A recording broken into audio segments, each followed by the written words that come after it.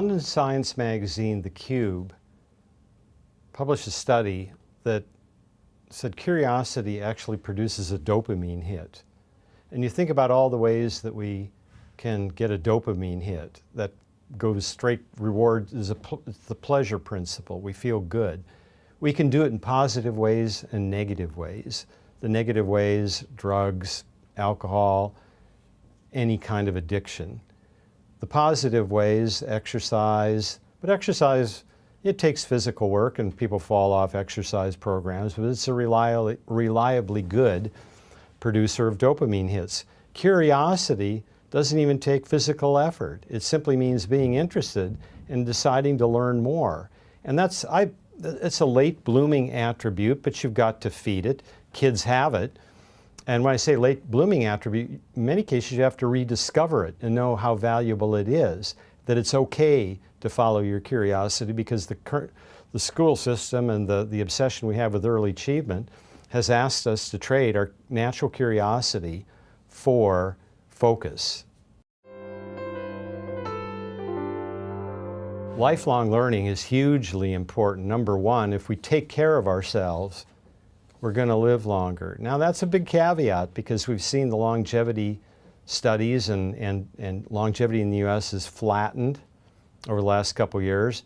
But when you see why it's flattened because in certain demographic areas, some of the poorer communities, among people fall victim to depression, addiction, alcoholism, and they lose hope and faith. And they're living shorter lives than the actuarial tables would have suggested. So if you take out that population, not to diminish that population, but just simply statistically, if you take them out, every successive generation in the United States continues to live longer. And this is true of affluent countries around the world. So we're living longer, number one, and technology is going to disrupt industries and careers at faster rates, especially with AI reaching its full potential. And so if we're living longer and our careers are going to be disrupted more frequently, that tells you that we're going to have to reinvent ourselves more often. And it's impossible to think that we will be able to reinvent ourselves if we're not constantly curious and constantly learning.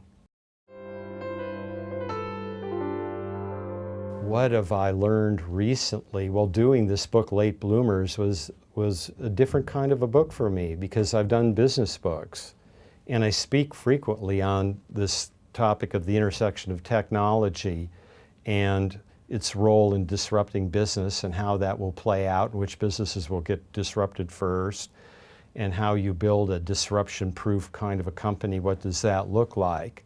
And I continue to be interested in that. But all the topics around late blooming, why it is society works against the idea of late blooming today and overly celebrates early achievement, all of that for me has been recent learning within the past 4 years or so.